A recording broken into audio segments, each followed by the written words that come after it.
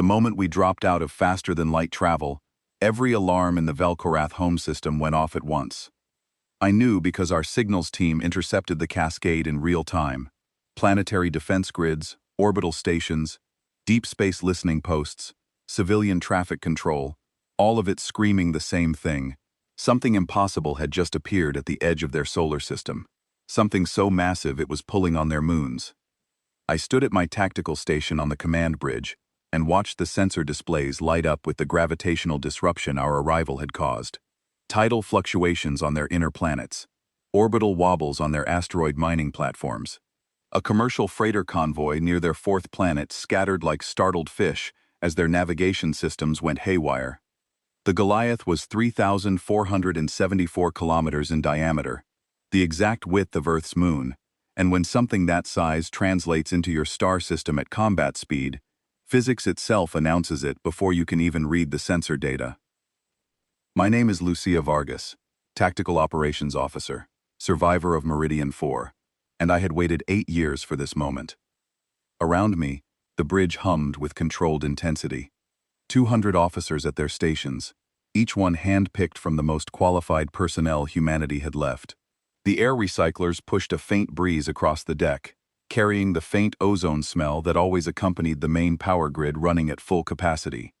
The main viewport showed the distant yellow star of the Velkorath homeworld, still just a bright point against the black. We would close that distance soon enough. Admiral Kazuo Tanaka stood at the command platform above us, his hands clasped behind his back, watching the same sensor feeds I was watching. He was 63 years old, thin as a blade, with close-cropped gray hair, and eyes that looked like they had been carved from dark stone.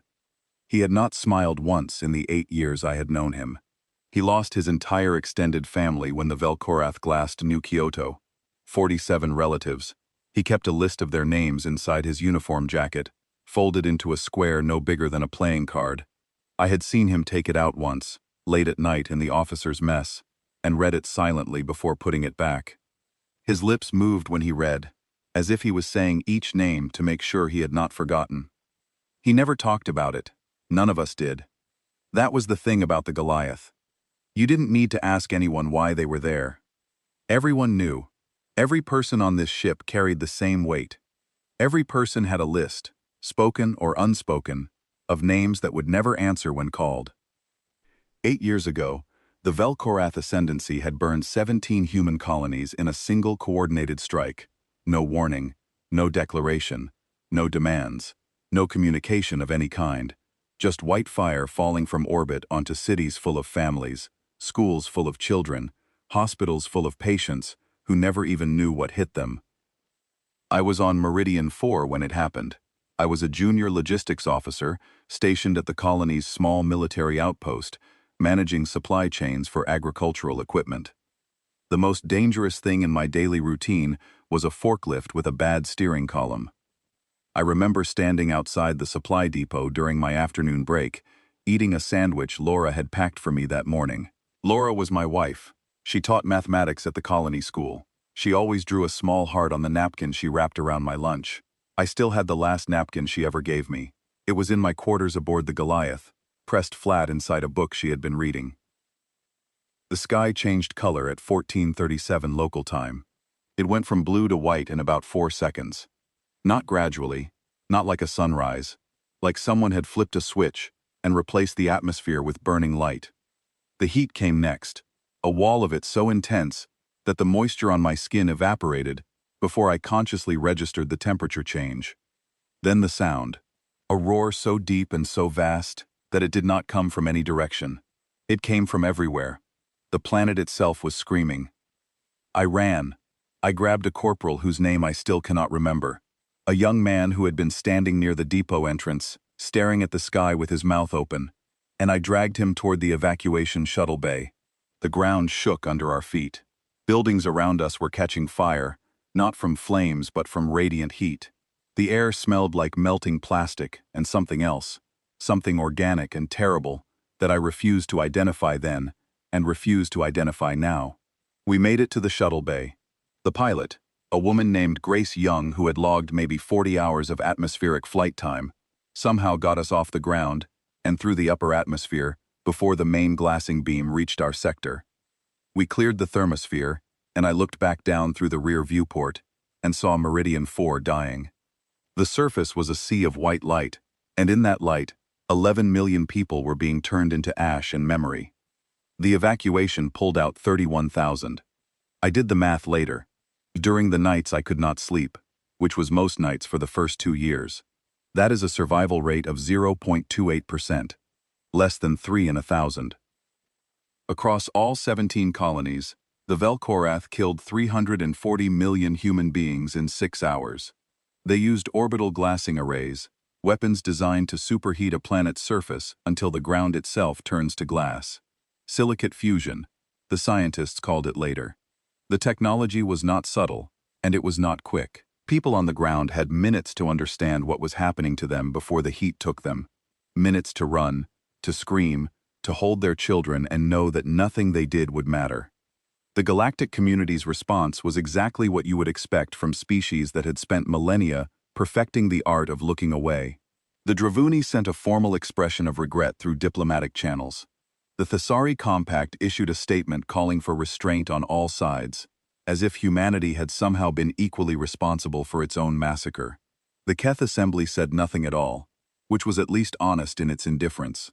And the Vel'Korath's closest allies, the Morathi Coalition, publicly congratulated them on what they called efficient territorial consolidation. That phrase entered the human vocabulary as a synonym for cowardice and complicity, and it has stayed there ever since. Earth went quiet after that. The remaining human government pulled its ambassadors from every galactic forum. Trade agreements were allowed to lapse. Communication channels went dark.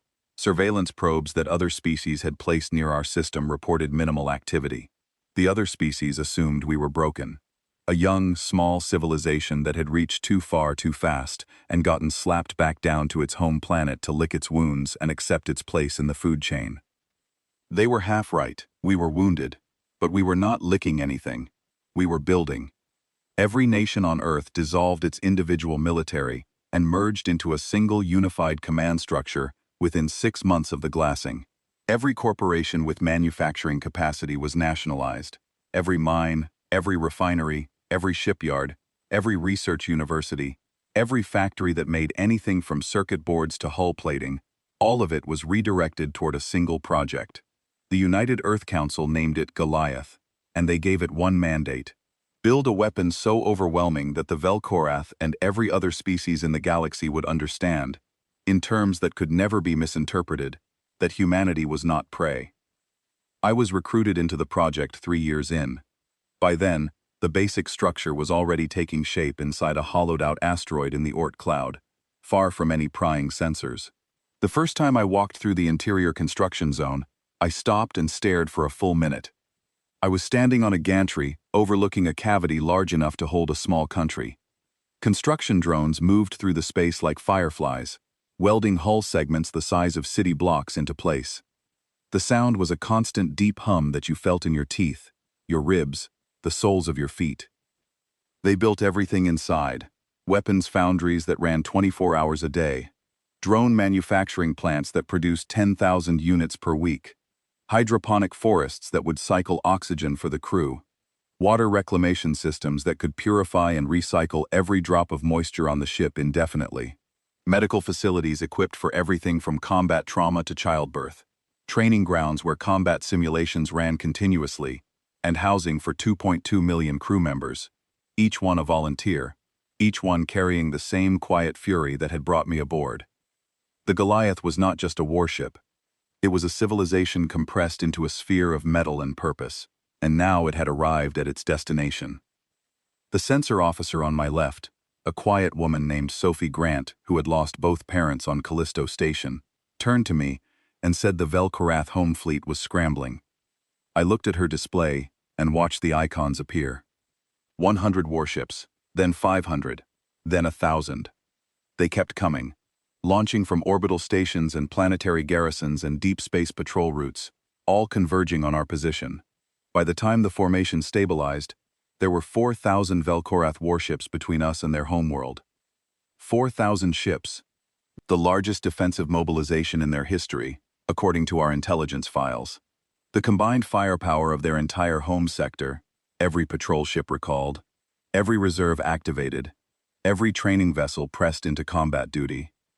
I looked at those 4,000 icons on my screen, and I felt nothing. Not fear, not excitement.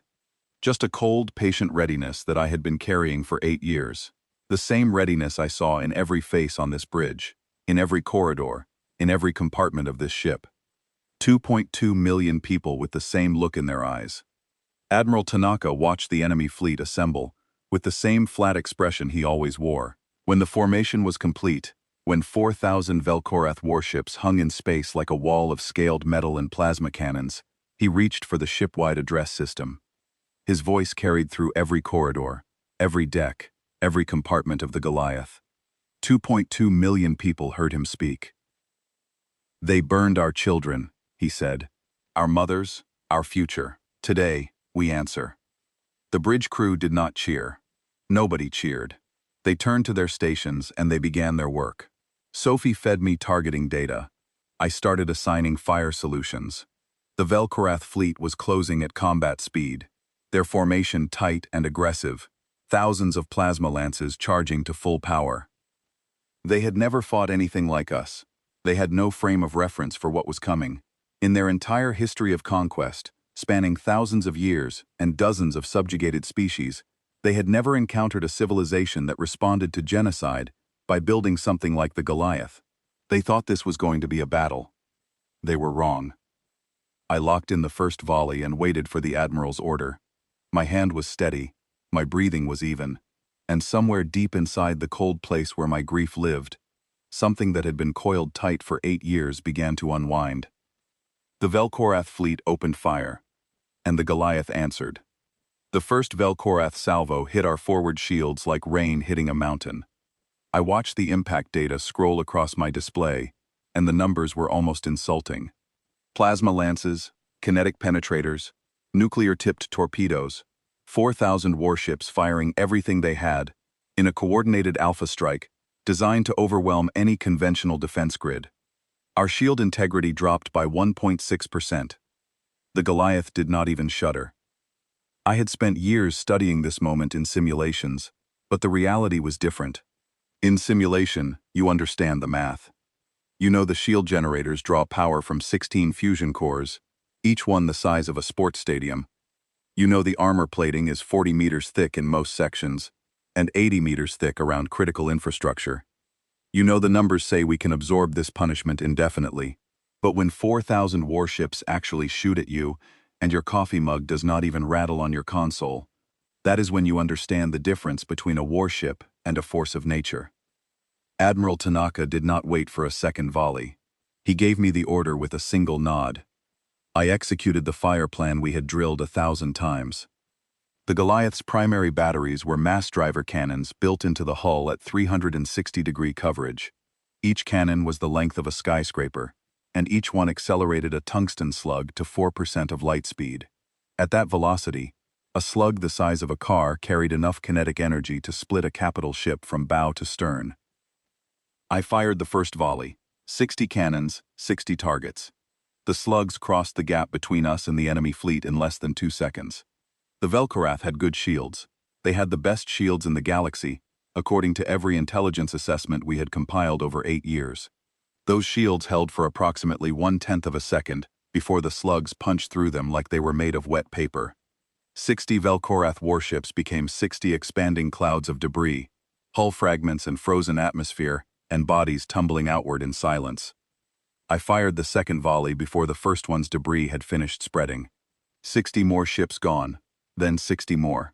The mass drivers recycled in under 4 seconds, and each cycle erased another row of enemy vessels from existence. The bridge was silent except for the hum of systems and the soft clicks of officers working their stations. No one celebrated.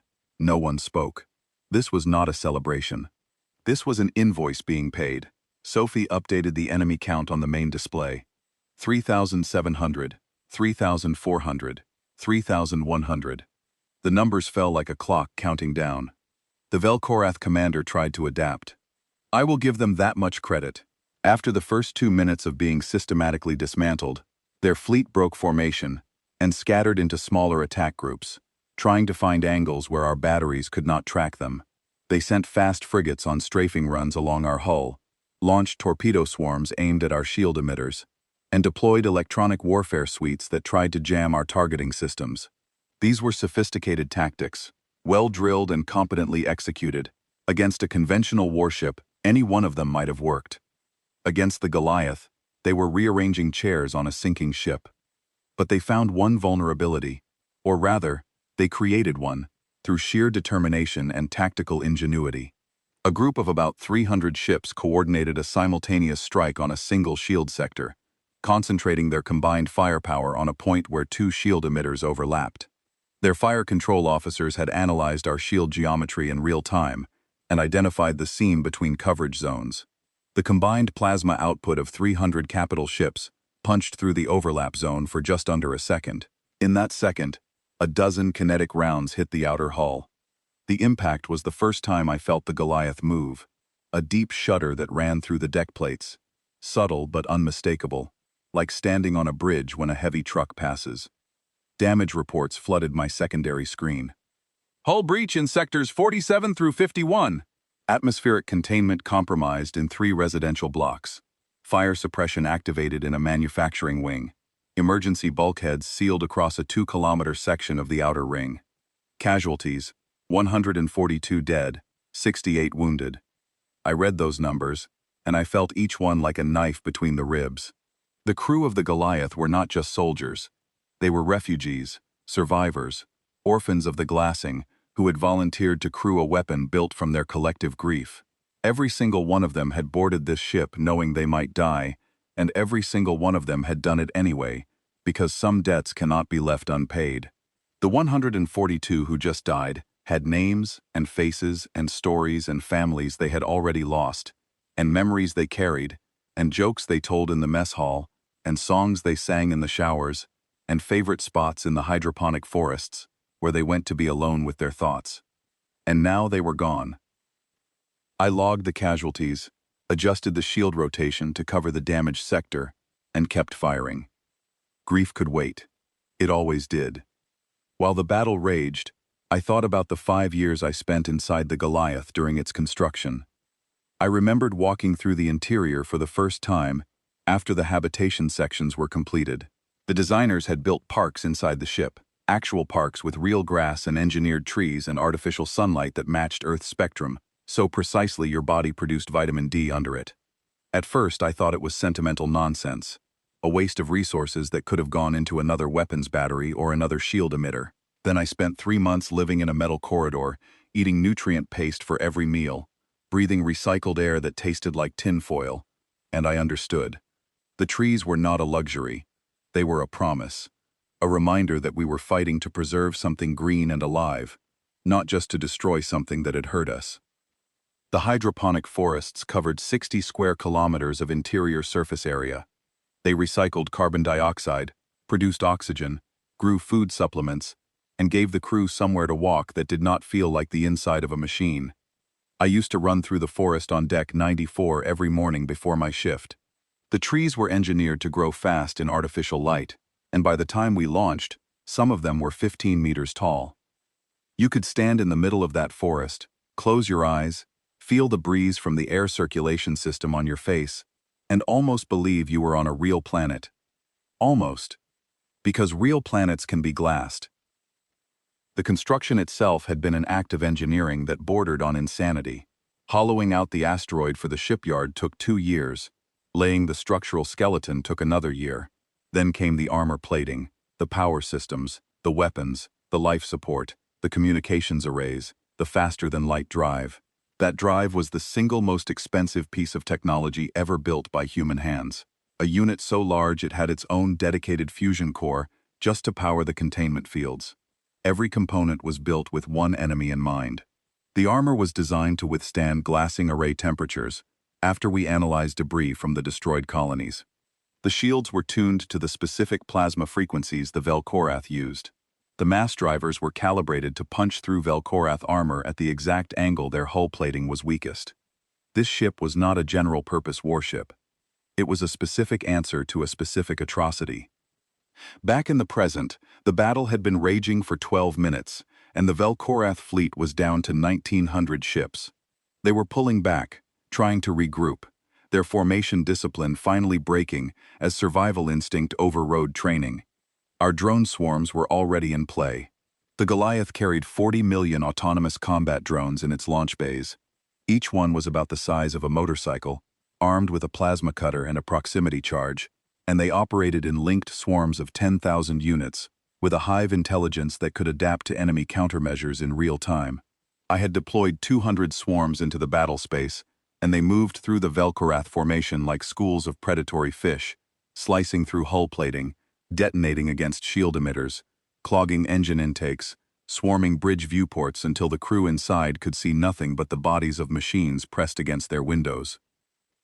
They were not powerful enough to kill a capital ship on their own, but they did not need to be. They distracted, they damaged, they created openings.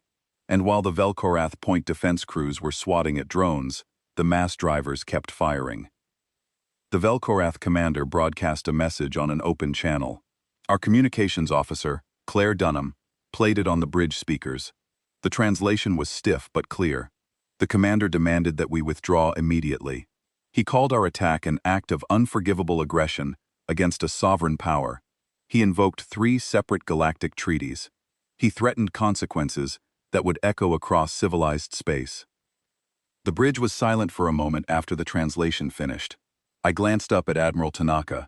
His expression had not changed by a single degree. He did not respond to the message. He looked at me and said, "Continue firing." I continued firing. By the 18-minute mark, the original Vel'Korath fleet of 4,000 ships was down to 1,100. Their formation was shattered, their coordination was failing, and individual ships were beginning to break away and flee toward the inner system. The battle, if you could call it that, was approaching its conclusion.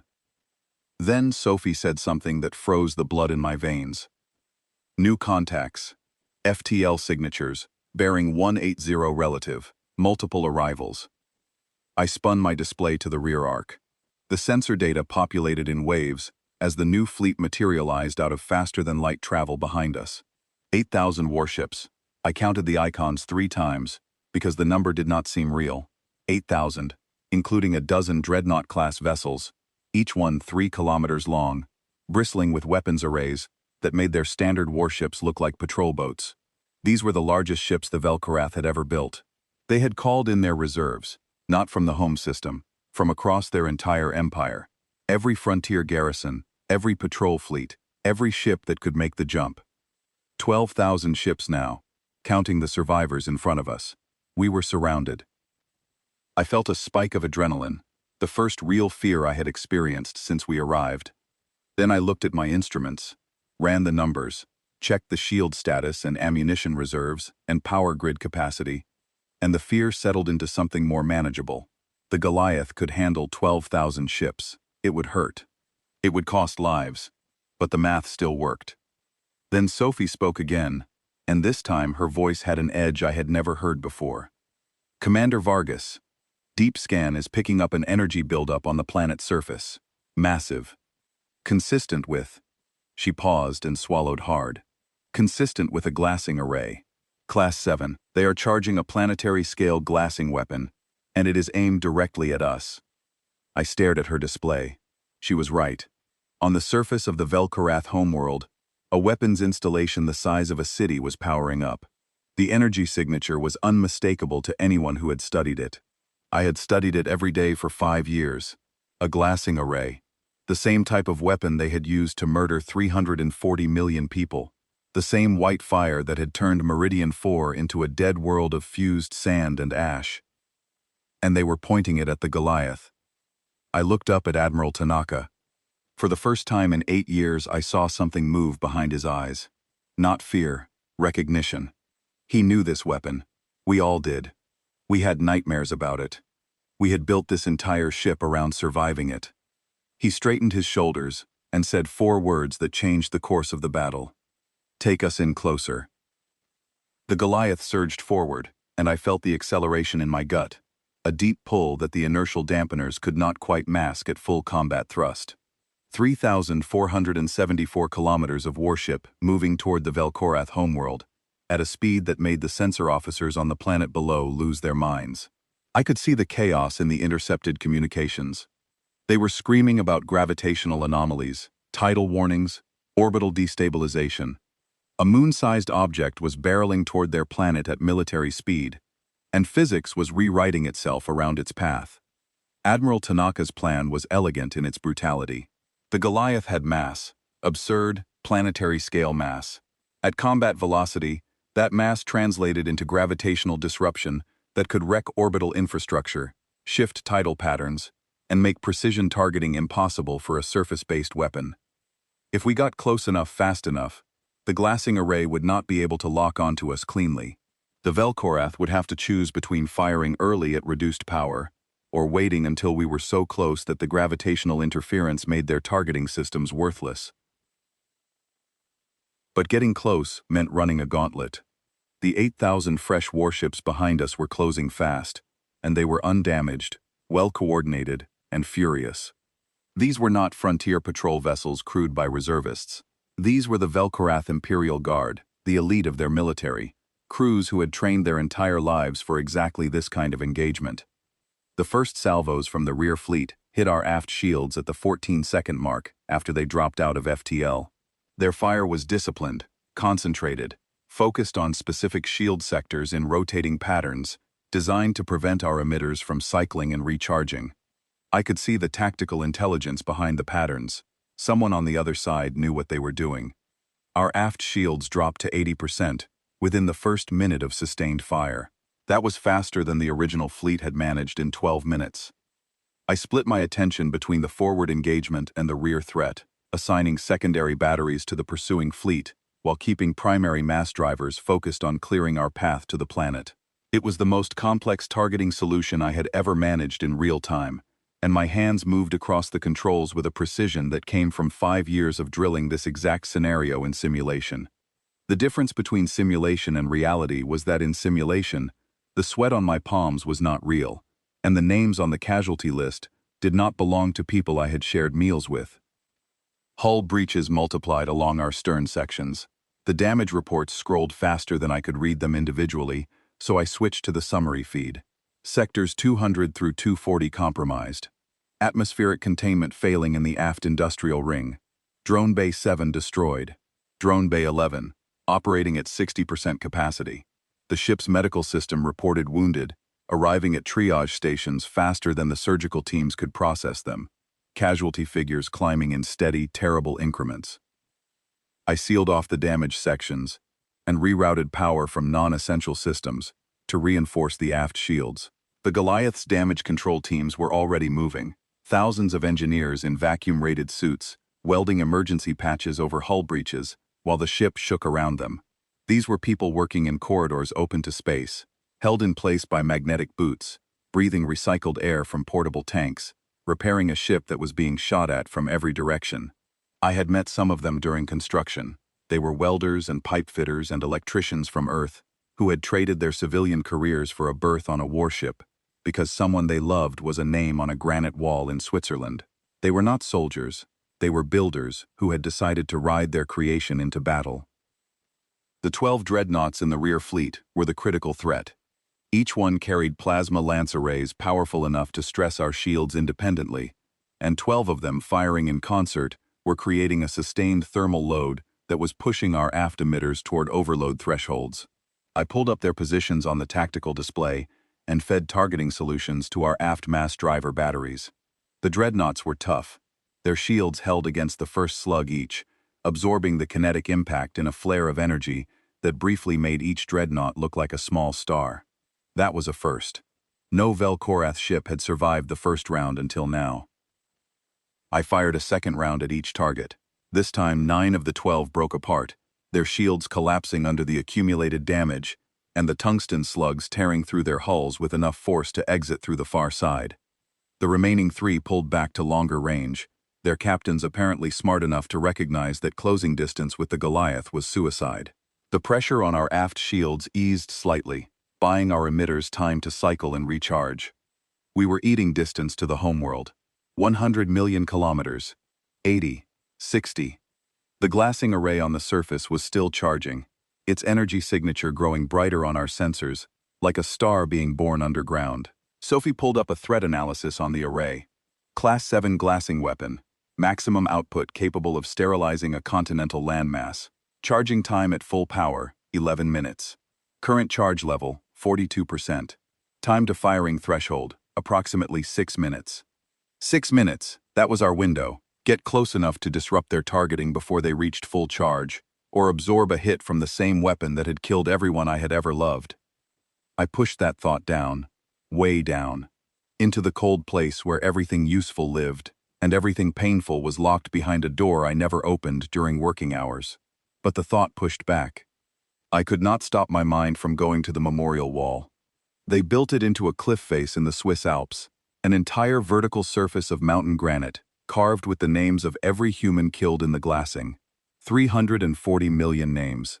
Each name was etched in letters only a few millimeters tall to make them all fit.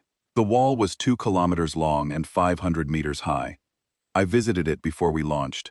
I took a shuttle to Switzerland, and I stood at the base of that wall, and I looked up at the names until my neck ached and my eyes burned.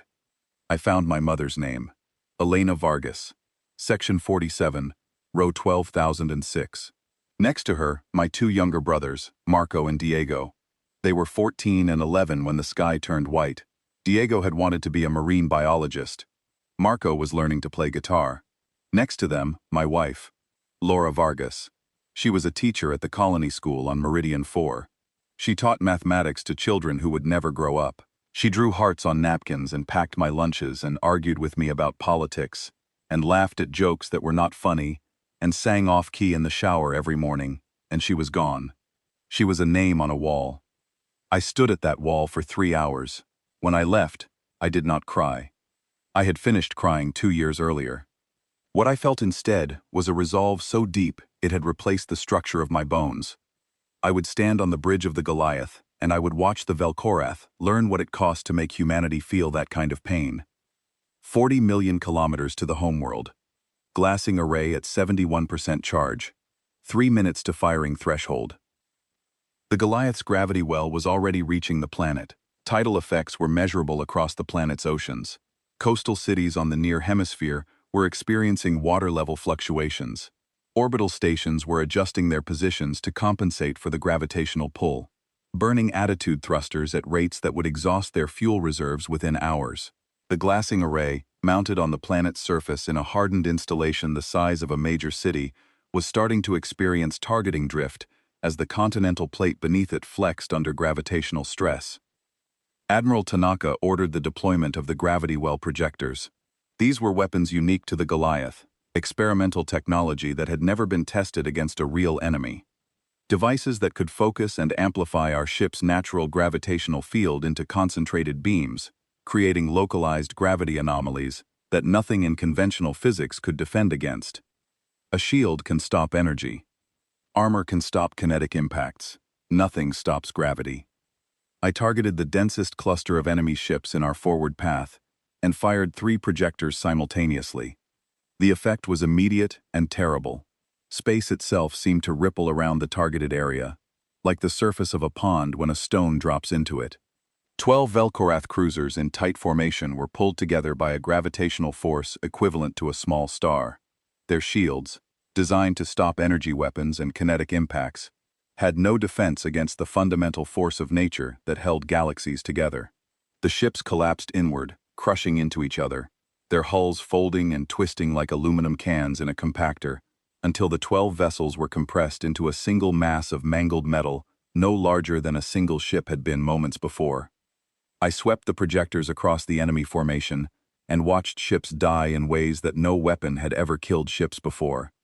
Some were crushed, some were flung apart, their hulls ripping along stress fractures as tidal forces pulled them in opposite directions simultaneously.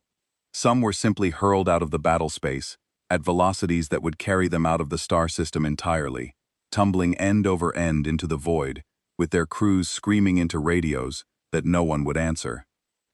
20 million kilometers. Glassing array at 89%. 1 minute to firing threshold. The Velkorath fired early.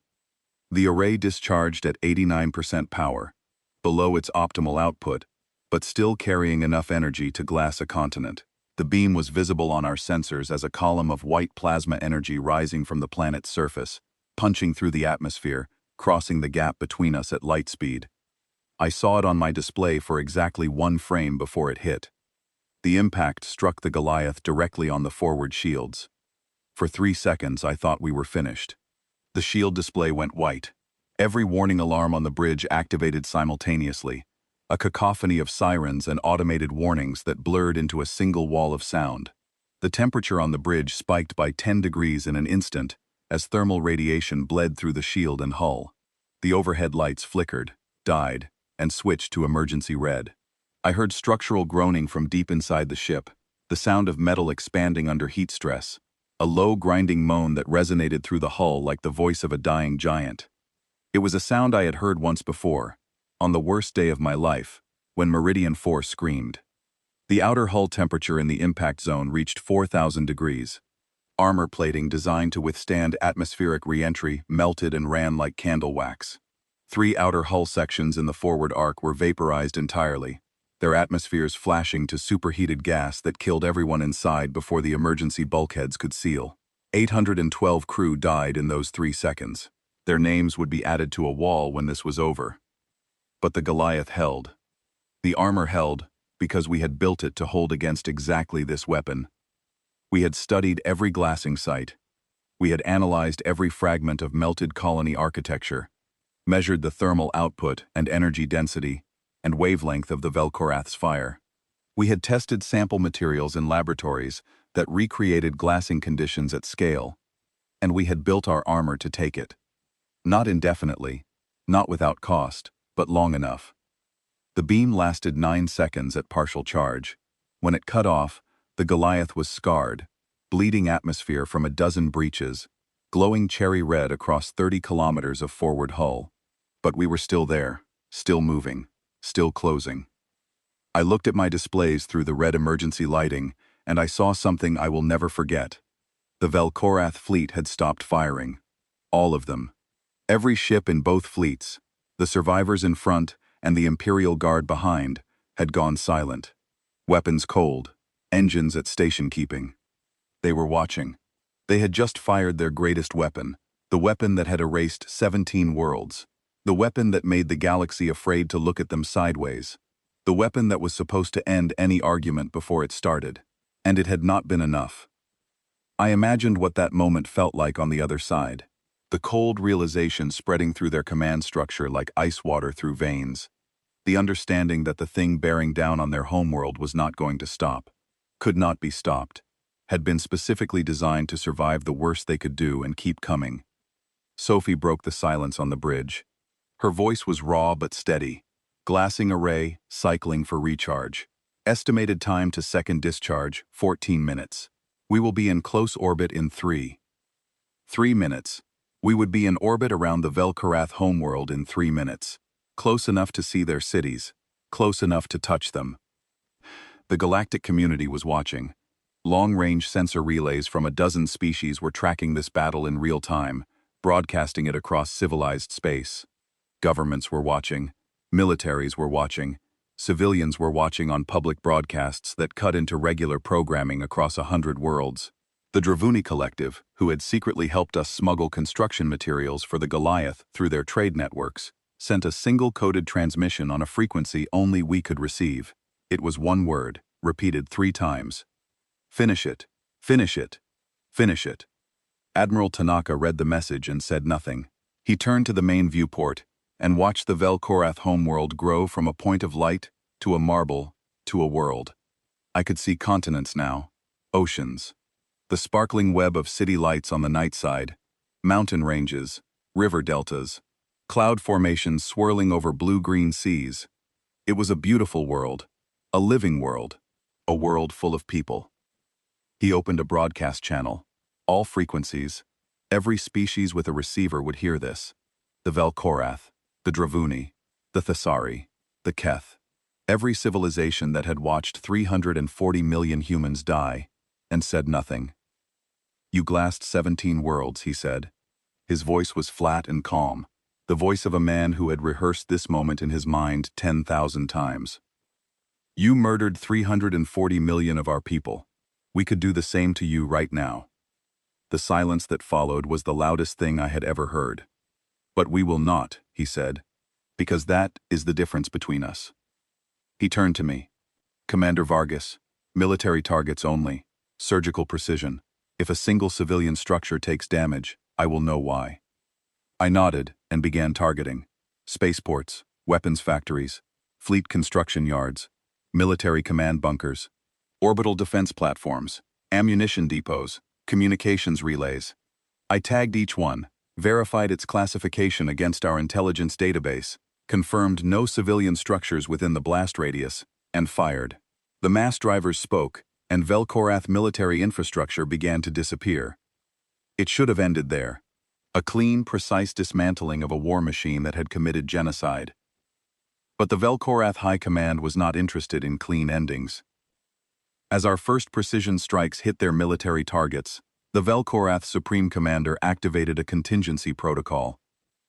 I saw it happen on my sensors before I understood what it meant. Across the planet's orbital space, defense platforms and military stations began detonating their own reactor cores. Not from our fire, from internal self-destruct charges. The Velkorath were destroying their own orbital infrastructure and turning the debris into a weapon, a kinetic cascade aimed directly at the Goliath. Thousands of fragments, some the size of buildings, some the size of city blocks, began falling toward us in a spreading cloud of metal and fire. It was a kamikaze move, sacrificing their own stations to create a shotgun blast of orbital debris that no point defense system could fully stop. I watched the debris field expand on my sensors, and I understood. This was not a military tactic. This was spite, the cornered snarl of a predator that knows it has lost and wants to draw blood on the way down. They could not beat us, so they were going to make us bleed for every kilometer of space we held. The sky above the Velkorath homeworld filled with falling metal and fire, and every fragment was aimed at us. The first wave of debris hit like a fist made of broken cities. Our point defense batteries opened up, rapid-fire plasma turrets and close-range interceptor cannons, filling the space around the Goliath with a web of defensive fire, so dense it looked like a second skin of light. We shredded thousands of fragments in the first 10 seconds. Small pieces, mid-sized chunks, anything the automated targeting systems could lock onto and destroy before impact. But there was too much. The Velkorath had detonated over 40 orbital stations simultaneously, each one massing millions of tons, and the debris field was spread across a volume of space that our point defenses could not cover completely. The big pieces started getting through.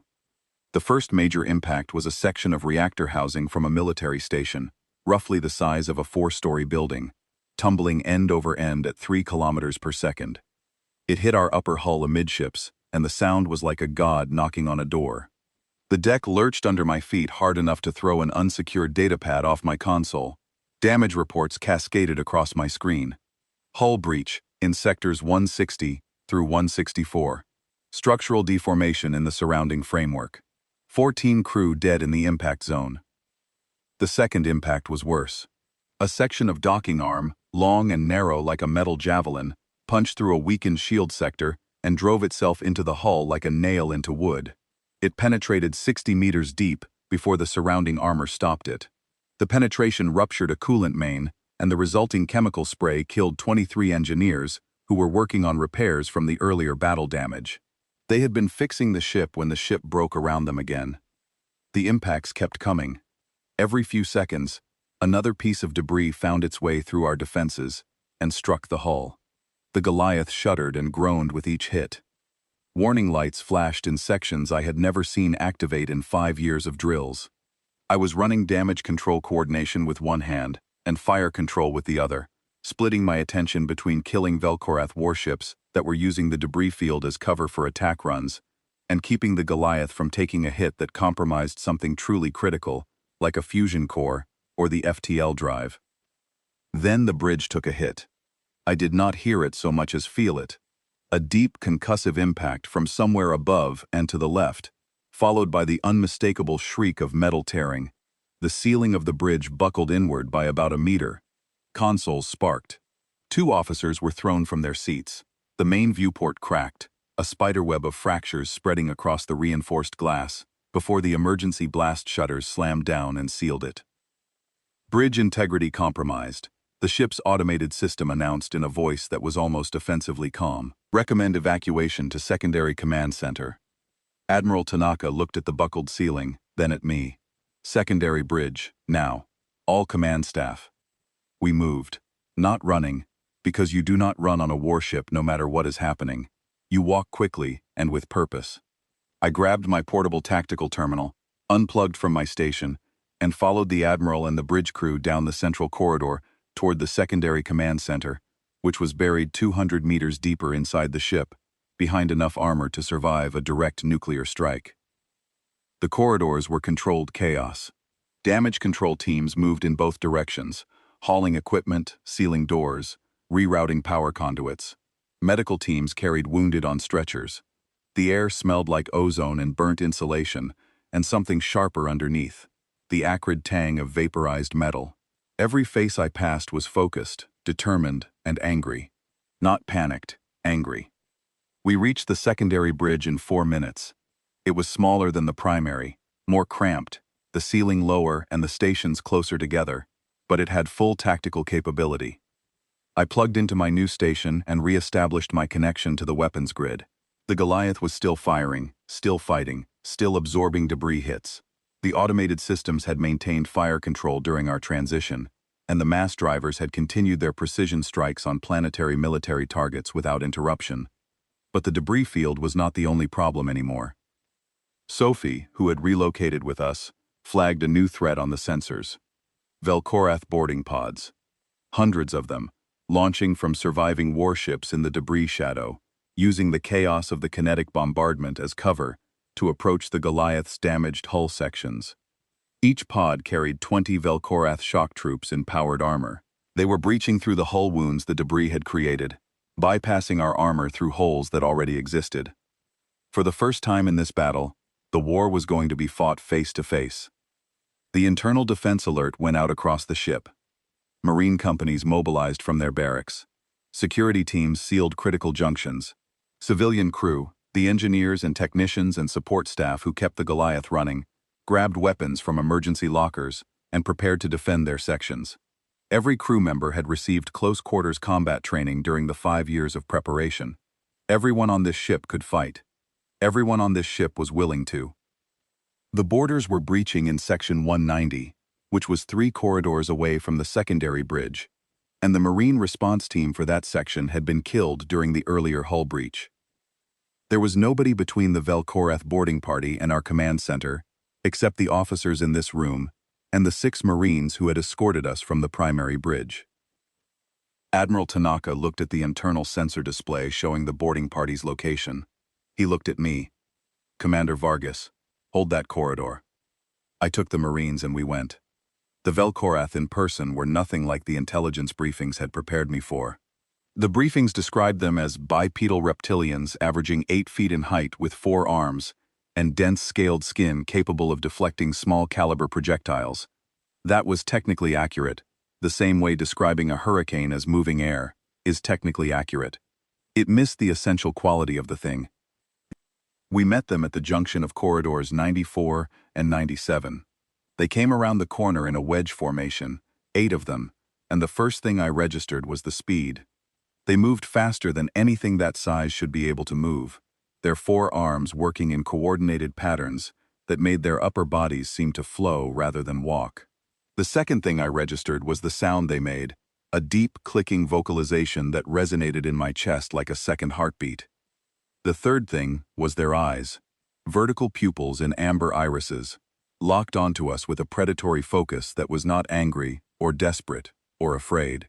It was dismissive. The same look they probably wore when they watched our colonies burn from orbit. The look of a species that considered us vermin. The Marines opened fire, pulse rifles at close range, designed for shipboard combat, with limited penetration to avoid hull damage. The Velkorath had personal shields, flickering energy barriers projected from emitters on their chest armor. But the corridors of the Goliath were narrow, and the fire was concentrated. Shields overloaded in bursts of sparking light. Scales cracked and split under sustained hits. 2 Vel'Korath went down in the first exchange, heavy bodies hitting the deck with impacts I felt through my boots. The remaining 6 charged. They covered the distance between us in about 2 seconds, faster than I could track with my sidearm. One of the Marines, a young man named Danny Holt who had lost his parents on New Manila, was grabbed by a Vel'Korath upper arm and thrown against the wall hard enough to crack his helmet visor and dent the bulkhead behind him. Another Marine was hit by a blade weapon, a curved piece of sharpened metal that the Vel'Korath wielded in their lower arms, while their upper arms grappled and struck. I fired my sidearm at the nearest boarder, a standard-issue kinetic pistol that felt laughably inadequate against 8 feet of armored reptile, but I hit it in the eye. The Vel'Korath screamed, a sound that will live in my nightmares until the day I die, high and sharp and utterly inhuman. It staggered backward, clutching at its face with 2 of its 4 hands. A Marine named Pete Calloway put 3 rounds into its throat while it was off balance, and it went down.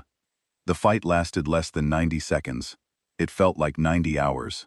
When it was over, all 8 Vel'Korath boarders were dead, and 2 of my 6 Marines were down. Danny Holt had a broken collarbone and a concussion. A corporal named Nadia Okonkwo had a deep laceration across her abdomen from a blade strike. Both would survive if they got to medical within the hour. I stood in that corridor, breathing hard, surrounded by dead aliens and wounded humans, and I thought about something a Vel'Korath diplomat had told me years ago. Before the glassing, during a period when humanity still maintained diplomatic relations with the Ascendancy, I had been part of a logistics team supporting a trade negotiation on a neutral station. During a break in the talks, one of the Vel'Korath delegates had made conversation with me. Small talk, or what passed for it among a species that viewed most of the galaxy as raw material. He had explained, in the tone of someone describing basic arithmetic to a slow child, that the Vel'Korath did not hate humanity. Hate required a recognition of equality, and the Vel'Korath recognized no species as equal. They saw us the way we might see insects occupying land we wanted to develop, not worth hating, not worth negotiating with, just worth clearing away. The glassing of our colonies was not an act of war. It was not punishment or aggression or conquest. It was pest control, an administrative function carried out by a superior civilization managing its territorial assets. I looked down at the dead Vel'Korath at my feet, 8 feet tall, 4 arms, dense muscle and armored scales, bred for conquest over 10,000 years of evolutionary pressure, dead on the floor of a human ship, killed by a logistics officer with a pistol and a grudge. I walked back to the secondary bridge, took my station, and resumed coordinating the systematic destruction of their civilization's military infrastructure. The boarding actions were repelled across the ship over the next 40 minutes. 712 Vel'Korath boarders had breached the Goliath in 31 separate locations. 680 were killed, 32 were captured. Our losses in the boarding action were 206 dead and 391 wounded. Every one of those humans fought with a ferocity the Vel'Korath had never encountered in any species they had conquered. Because every one of those humans was fighting in the name of someone who could not fight anymore. Meanwhile, the Goliath's main batteries had completed their systematic destruction of every military target on the Vel'Korath homeworld. Spaceports burned, weapons foundries collapsed into molten rubble, fleet construction yards were reduced to craters. The glassing array, the weapon that had taken everything from us, was hit with 4 simultaneous mass driver rounds and ceased to exist. Through all of it, not a single civilian target was struck. Our targeting was precise to within 10 meters. Every round was verified twice before firing. We did not miss. We did not stray. We hit what we aimed at, and nothing else. I was recalibrating the targeting grid for a final sweep of military communications relays, when Sophie flagged something new on the long-range sensors. Not from the Vel'Korath, from outside the system entirely. FTL signatures. Multiple. Inbound from at least 4 different vectors. I felt my stomach drop. More reinforcements? Then Sophie refined the signatures, and her voice changed completely. The tension drained out of it, and something I had never heard from her took its place. Something that sounded almost like disbelief. Commander, these are not Vel'Korath signatures. The drive harmonics match 12 different species. Dravuni, Thasari, Keth, Morvani. At least 8 others I am still identifying. They are broadcasting on human communication frequencies, using our encryption protocols. I stared at her. She stared back. They are not coming to fight us, she said quietly. They are coming to help. 12 alien fleets, inbound from every direction, converging on the Velkorath home system, the same species that had looked away when our colonies burned, the same governments that had issued thoughts and prayers and expressions of regret, while 340 million humans died screaming. Now they were here. Now, after we had built the weapon ourselves, and fought the battle ourselves, and bled for every kilometer ourselves, they had decided to show up. I did not feel gratitude. I felt something much colder than that. The Allied fleets began arriving over the next 90 minutes. One by one, they translated out of faster-than-light travel and took up positions around the Velkorath system in a loose perimeter, hundreds of warships from 12 different species, forming a blockade that sealed every exit from the star system. No Velkorath ship would escape. No reinforcements would get through. I watched them arrive from my station on the secondary bridge, and I felt my jaw tighten with each new fleet that appeared. The Dravuni brought 40 heavy cruisers and a carrier group. They had at least earned some measure of credit by helping smuggle construction materials for the Goliath through their trade networks. But even they had done it in secret, unwilling to be seen openly supporting humanity against the Velkorath. Afraid of what it might cost them if the Velkorath won, the Thasari sent 80 destroyers, sleek and fast, and precisely the kind of ships that might have mattered 8 years ago, when we were begging every species with a navy to help us defend our surviving colonies. The Keth Assembly, which had said nothing at all after the glassing, which had not even issued a statement or acknowledged the deaths of 340 million sentient beings, arrived with a full battle fleet of 120 warships and immediately broadcast a message of solidarity with humanity that was so perfectly worded it must have been drafted by a committee of professional diplomats, every word calibrated, every sentiment precisely measured. It meant nothing. Where were you, I thought? Where were you when we were screaming?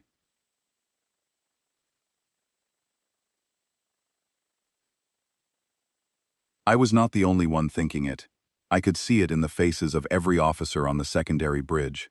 Leo Marsh, my sensor coordinator, had lost his sister and her 3 children on Horizon Colony. He watched the Thasari fleet take up its blockade position, and his expression was carved from granite. Claire Dunham, our communications officer, had grown up on New Osaka before the glassing. Her parents, her boyfriend, her childhood friends, her entire world before the age of 22, all gone.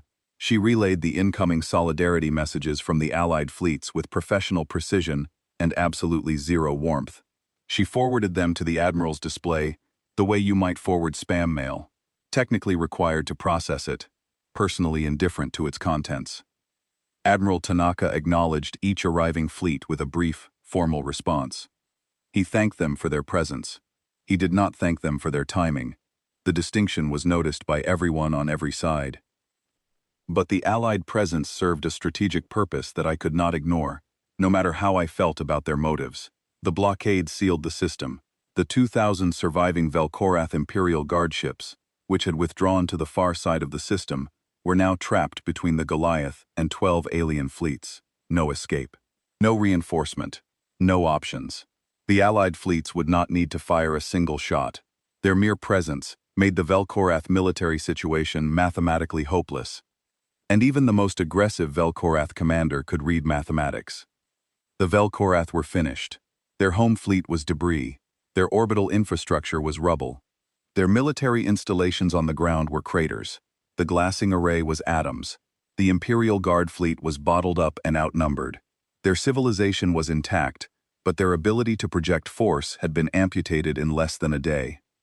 But the war was not over until someone signed a piece of paper. Admiral Tanaka opened a channel to the Velkorath planetary government, not the military command, which had started this war and prosecuted it with industrial efficiency.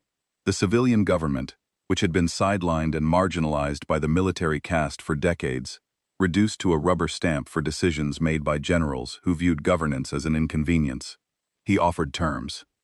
Unconditional surrender of all Vel'Korath military forces across their entire territory.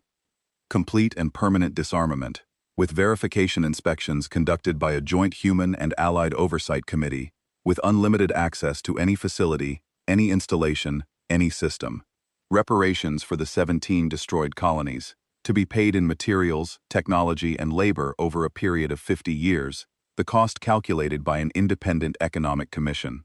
War crimes tribunals for every member of the Vel'Korath military and political leadership who participated in planning, ordering, or executing the colonial glassing, to be conducted by judges drawn from 7 neutral species, and permanent cession of the 17 star systems where human colonies had been destroyed, to be rebuilt under human sovereignty with Vel'Korath funding. The terms were harsh, they were meant to be, but they were not genocidal. They were not even vindictive beyond the scope of what had been done to us. They did not demand the destruction of Vel'Korath civilization. They did not demand suffering or humiliation. They demanded accountability, disarmament, and restitution. They were justice, precise and measured, the same way our mass driver strikes had been precise and measured. The Vel'Korath civilian government responded within an hour. They accepted, every term, without modification or negotiation. But the military caste did not. The supreme commander of the Vel'Korath armed forces, a general named Kelvithus who had personally signed the order to glass our colonies, and who had reportedly watched the bombardment of Meridian 4 from his flagship's observation deck while eating dinner, broadcast a rejection of the surrender terms and declared that any civilian official who capitulated would be executed for treason against the ascendancy. He announced that the war would continue until the last Vel'Korath warship was destroyed. He attempted a coup. His remaining military forces on the ground, army units and military police and garrison troops, moved against the civilian government buildings in the capital city, trying to seize control of the planetary communication systems and broadcast his authority as supreme leader. It did not go the way he expected. The Vel'Korath civilian population, watching their world's military get systematically destroyed by a species they had been told for generations, was barely sentient. Seeing their own supreme commander refuse surrender terms that would at least preserve their civilization and their lives. Seeing him try to seize power so he could continue a war that was already lost, decided they had had enough. Riots erupted in the capital, then in every major city on the planet.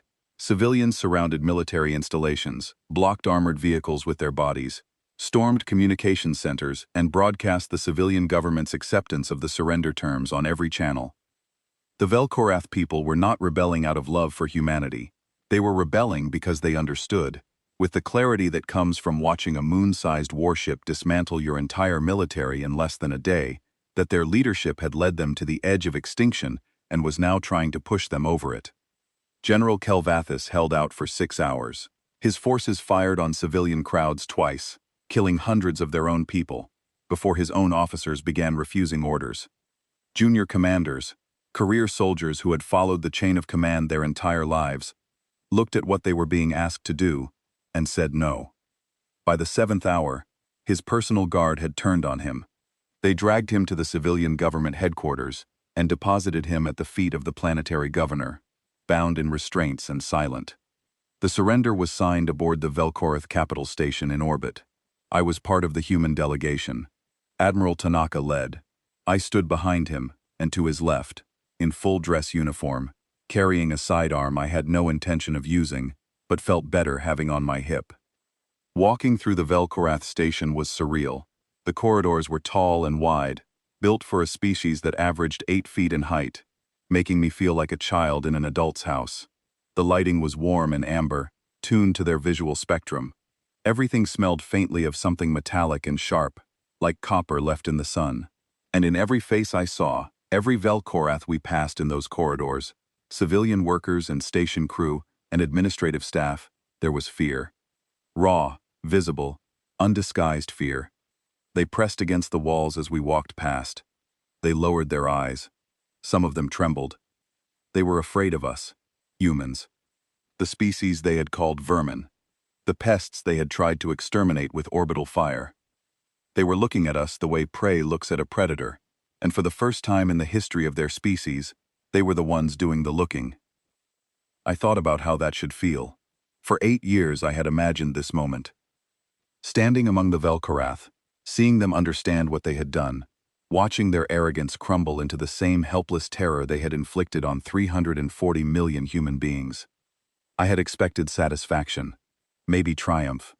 Some dark part of me had expected to enjoy their fear, the way you enjoy a meal you have been waiting years to eat. I did not. I looked at the Vel'Korath civilians pressed against the walls of their own station, and I saw the same expression I had seen on the faces of colonists on Meridian 4, in the seconds before the sky turned white. The expression of living beings confronting the possibility of their own annihilation. The expression of people who understood that their survival was in someone else's hands, and there was nothing they could do about it. I knew that expression. I had worn it, and seeing it on their faces did not feel like justice. It felt like a mirror I did not want to look into. The signing ceremony was brief and formal.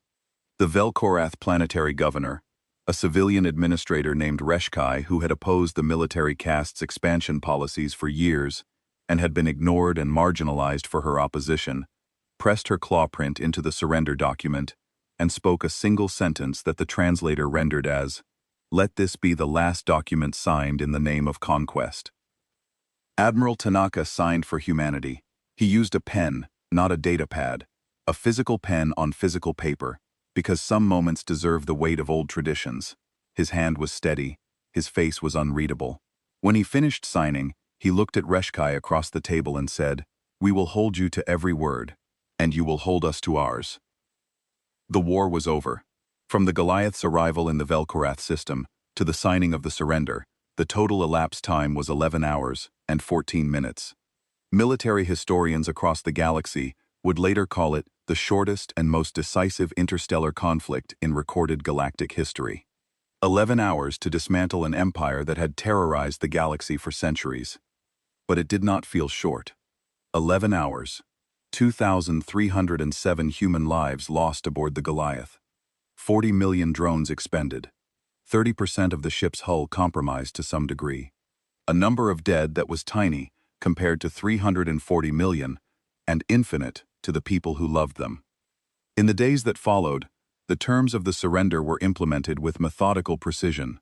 Vel'Korath warships across their territory powered down their weapons and submitted to Allied inspection teams. Weapons factories were dismantled under human supervision. The war crimes tribunals were organized, with judges drawn from 7 different species to ensure impartiality. General Kelvathis and 46 members of his command staff were charged with crimes against sentient life. The trials would take years. The evidence would not be disputed. The 17 colonial star systems were formally returned to human sovereignty. Reconstruction crews began arriving within weeks. Engineers and architects and terraforming specialists and agricultural scientists who would spend decades turning glassed wastelands back into living worlds. The Vel'Korath reparations funded the work. Trillions of credits worth of materials and technology flowed from Vel'Korath space to human space, a river of resources that would rebuild what had been destroyed and build more besides. The Galactic Council, the governing body that humanity had withdrawn from 8 years ago, in disgust and grief, offered us a permanent seat. Not a junior seat, the kind reserved for young species still finding their footing. A permanent senior seat, with veto power over military resolutions, and a voice in every major decision affecting interstellar law.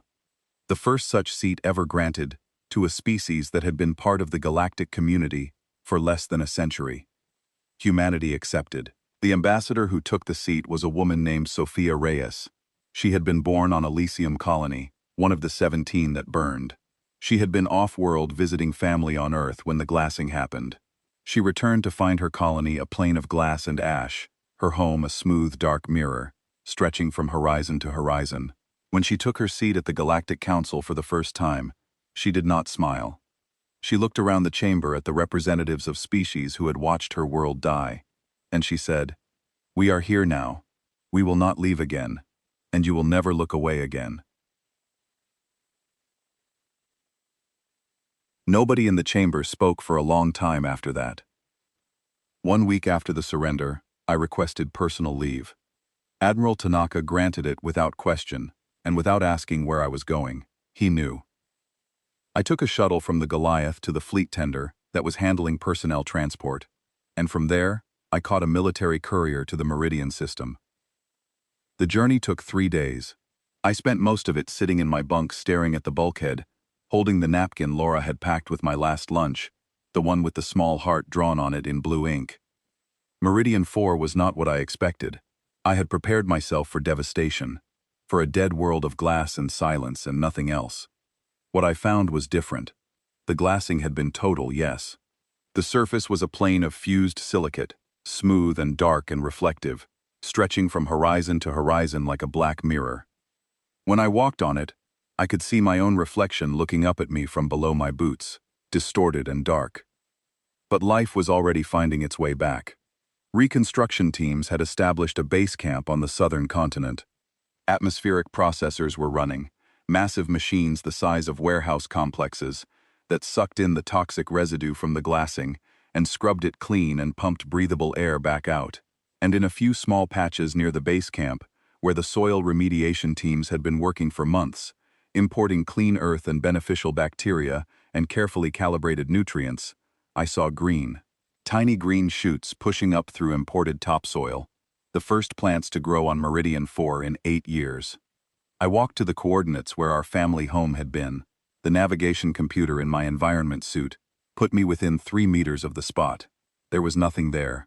No foundation, no rubble, nothing recognizable. Just smooth, dark glass under my boots. A mirror that reflected nothing but sky. I knelt down and placed a marker in the glass. A small metal stake with a plaque that I had made in the machine shop aboard the Goliath during the journey home. It read, Elena, Marco, Diego, and Laura Vargas. They lived here. They were loved. They are remembered. I stayed there for a while. The sky above Meridian 4 was clear for the first time in years, the atmospheric haze from the glassing finally thinning enough to show stars. I looked up at those stars, the same stars my mother had shown me as a child, pointing out constellations from the backyard of the house that used to stand where I was kneeling, and I thought about what we had done. We had built a weapon the size of a moon. We had crossed the galaxy to confront the species that had tried to erase us. We had fought their fleets, survived their superweapon, repelled their borders, and dismantled their military in 11 hours. We could have glassed their homeworld. We had the capability. The Goliath could have done to the Vel'Korath exactly what they had done to us. An eye for an eye. 340 million for 340 million. The math would have balanced perfectly. But we did not. We targeted military installations. We spared civilians. We offered terms. We signed a surrender instead of a death warrant. And that choice, more than the Goliath itself, more than the mass drivers and the gravity projectors and the 40 million drones, was what changed the galaxy. I had seen the intelligence reports from the Allied fleets. I knew what the other species were saying about us behind closed doors. The Dravuni ambassador had told a Thessari colleague, in a conversation our intelligence services intercepted, that what frightened him most about humanity was not the Goliath, it was the restraint. Any species can build a weapon, he said. Any species with enough resources and enough anger can create something capable of destruction. But a species that can build the ultimate weapon, and then choose not to use it to its full potential, a species that stands over its enemy's homeworld with the power to end their entire civilization, and instead says no, that is a species you never want as an enemy, and always want as a friend. The Galactic Council's decision to grant us a senior seat was not an act of respect, it was an act of fear dressed up as diplomacy.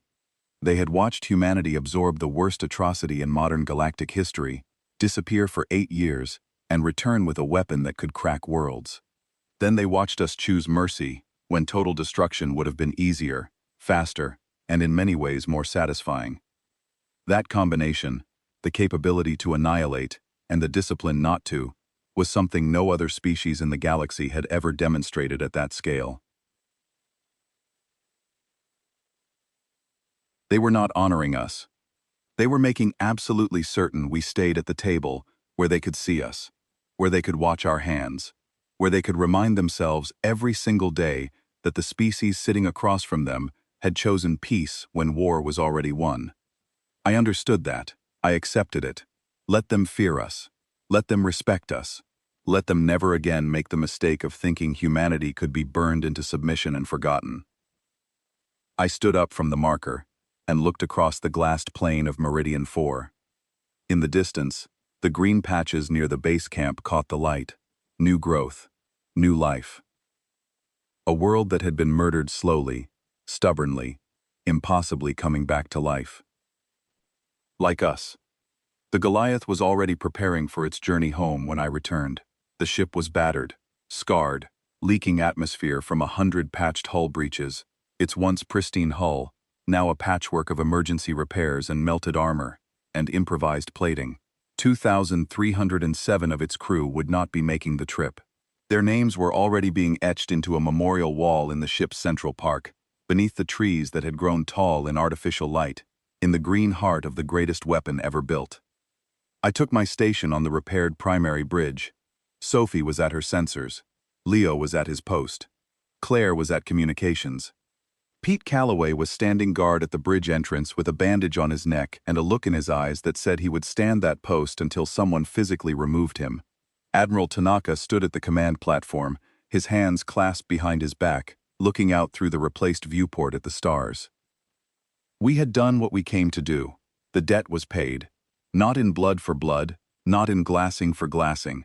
Not in the blind reciprocal cruelty that would have made us exactly what the Vel'Korath believed we were. We paid it in something harder and more enduring. We proved that humanity could not be erased, could not be ignored, could not be written off as pests to be cleared from territory that someone else wanted.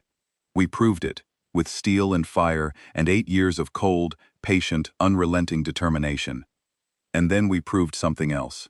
We proved that having the power to destroy did not mean we had to use it. The Goliath's FTL drive engaged, the stars stretched, and 3,474 kilometers of human grief and human engineering and human refusal to die quietly began the long journey home. I watched the stars blur, and I thought about Laura. She would have hated the Goliath. She was a pacifist, a teacher, a woman who believed that violence was always a failure of imagination. She would have looked at this ship and seen everything she opposed, every argument she made at the dinner table about diplomacy and understanding, and the moral bankruptcy of force. She would have been disappointed in me for being here. But she also would have understood, because Laura was a realist beneath her idealism, and she knew that some lessons can only be taught in a language the student already speaks. The Vel'Korath spoke violence. So we learned their language, spoke it more fluently than they ever had, and then we put the dictionary down and said, now let us talk about something else. The galaxy would never be the same. Humanity would never be the same. The species that had once been considered too young, too small, too fragile to matter, was now the most feared and respected civilization in known space. Not because of the Goliath, though that helped. Because of what the Goliath represented. The absolute, unshakable, terrifying truth that when you push humanity to the edge, we do not fall, we do not break, we do not disappear quietly into the night.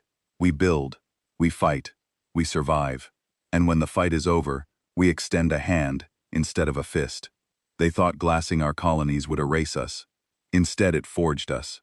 We turned our grief into steel, our rage into precision, and our loss into something the galaxy will never forget. We did not become monsters. We became the thing monsters fear, humans with a reason to fight and the restraint to stop. My name is Lucia Vargas. I am a survivor of Meridian 4. I served aboard the Goliath, and I am going home.